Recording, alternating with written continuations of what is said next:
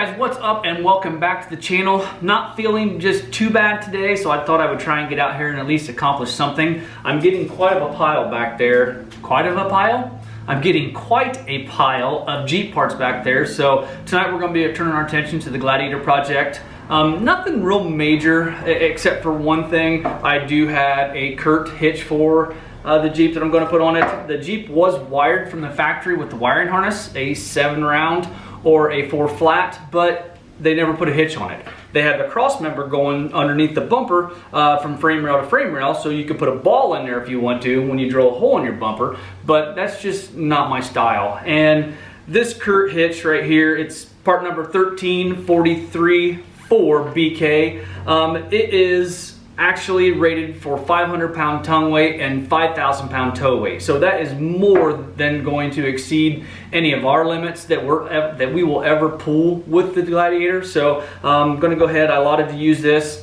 You got a hardware kit here. It's got some cool little pieces right here. You thread your bolt on there, you pull it through, and everything gets bolted up and tightened up and is good. The only thing, this center bolt right here is supposed to get torqued to 320 foot-pounds. My torque wrench only goes up to 250, so I'm going to do 250 and go just a little bit more oomph and also put some red Loctite on it. So I have actually, if I can spit things out tonight, I have actually used one of these before on a 1500 that I had, and worked out awesome. I had no issues with it at all, and so I thought I would get another one and use it on the Jeep project. Another thing that I'm going to be doing is adding this to the top of the dash. This is a cell phone holder. I showed you guys when I did the first video for the Gladiator. It has a media port, and there's really no place in there to put your cell phone. So this is an add-on. It's got 2 holes. There's 2 holes here, and you take 2 bolts out of your dash. This slips in place. You reinstall the 2 screws essentially, and then you put the rubber pads back in there, and then this is there to hold your cell phone. And then the last thing we're going to do is get rid of that long, ugly antenna. I could probably take it completely off, but then that would leave a hole in the body to where the antenna wire goes through, because we do pay for XM radio, and I doubt we will ever use the actual radio. But just in case, I'm going to put just a little shorty antenna on it and get rid of that long, silver, ugly antenna. So going to start with the cell phone holder first and move on. I don't know, I mean, everybody knows how to put on an antenna. I'll probably just do that some other time, but that is one of the main things that I wanted to get rid of. Is just, it's just so long and ugly. So let's go out in the Jeep and get this put in there. Like I said, most of this stuff is really simple, easy installs. To put this piece in, you take this rubber mat out of the top of the dash, and then right there is a screw on both sides, passenger and driver side. You take both of those out, and that piece slides in there, and put the screws back in.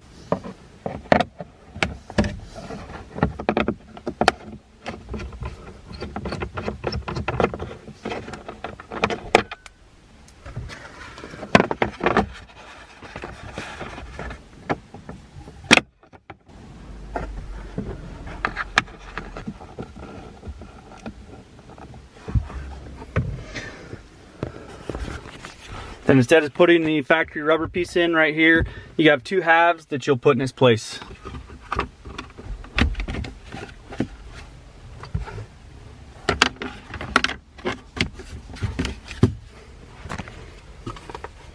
And then this moves around. That way you can have it for your navigation if you so choose. And it will hold up to our iPhone 8 Pluses. Just a spring loaded, and then it still allows you to plug your phone in if you want to. All right, as far as the antenna goes, when you buy a universal antenna like this, you're gonna have a bunch of different pieces and parts that go with it, and then you're gonna have your antenna itself. You just need to match up which one that goes in your vehicle, and then all of these will be the same thread to go up inside the base of the antenna. So we need this one right here. We'll go ahead and put it in the antenna and put it on the Jeep. And you can go from this to that in just a matter of seconds. Much better. All right, last thing we're going to do is the hitch. And as you can see, the directions, they want me to drill a hole in the bumper, in the plastic cover right there, so we can get this bolt in. I do not want to do that, so what I've done, as you can tell, is I just took the bumper off. We'll install the hitch and then we'll reinstall the bumper. This will sit underneath there with no clearance issues at all. I was going to use one of my interior spoons and go ahead and take that off, but the more I was looking at it, it's only 4 nuts and 2 bolts to take the bumper off, so I just went ahead and took the whole thing off. And then you have 2 wiring harnesses that you have to unplug for the license plate lights and then also for the hitch itself, or your trailer hitch itself. So we'll go ahead and get these snaked up through the tubes, put the bolts in, and start getting everything taken care of. All right, the way these work is you have this long wire right here, and after you get it all unspooled, there's a hole right here, and you just fish it through this hole until it comes out the end right here. Then you go ahead and take your bolt. These are carriage bolts, so that'll go inside there like that. That gets threaded on there.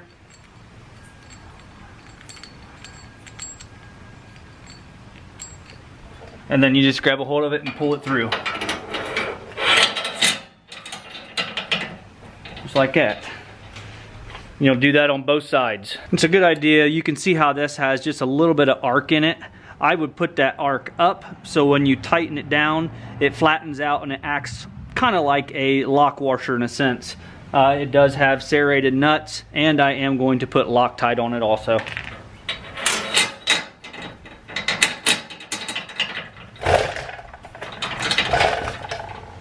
Alright, now just lift your hitch up in place.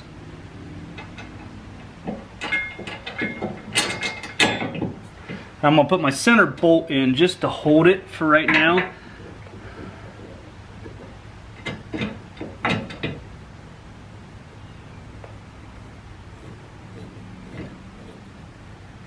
That way I can get these back nuts started easier.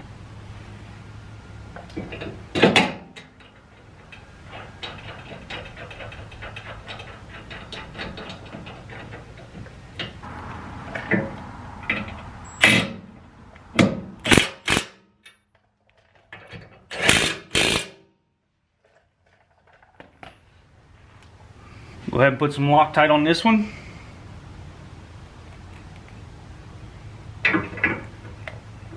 And put it down in place.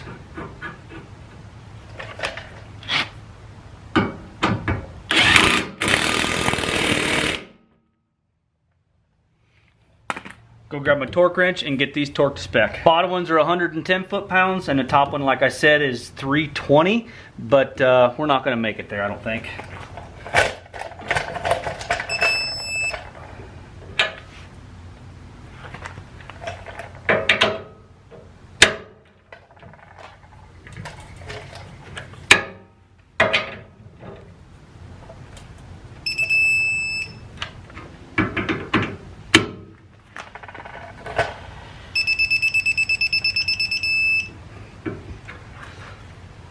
Well, that's 250 foot-pounds with some red Loctite. I think that's probably pretty close.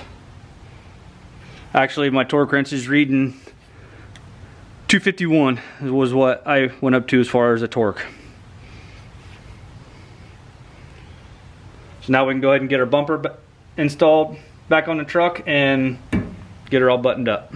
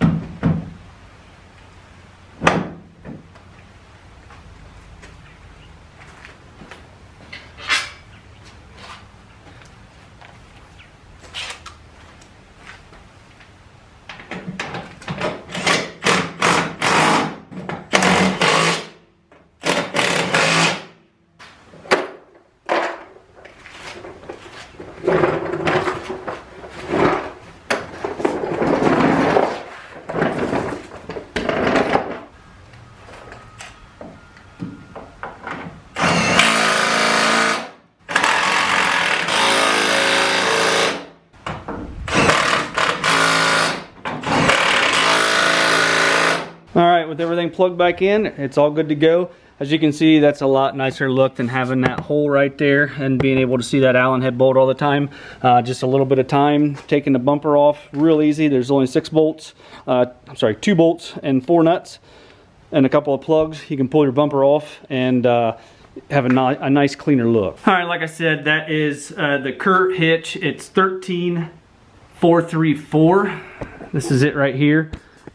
And as you can see, it has a 5,000 pound trailer weight and a 500 pound tongue weight. So that should be more than ample for what we need. Just for pulling some trailers every once in a while. Everything that I purchased today is available on Amazon if you want to pick it up. I'll put some links in the description. If you guys, the Gladiator isn't equipped with a trailer hitch, probably your best option right there without going out and spending a ton of money on one that goes from frame rail to frame rail. If you're only planning on towing like I am, for $95, I think is what that was off of Amazon, that is more than good enough. So guys, if you don't mind, hit that like button, give me a thumbs up, subscribe if you have not already done so, and we'll see you guys in the next one.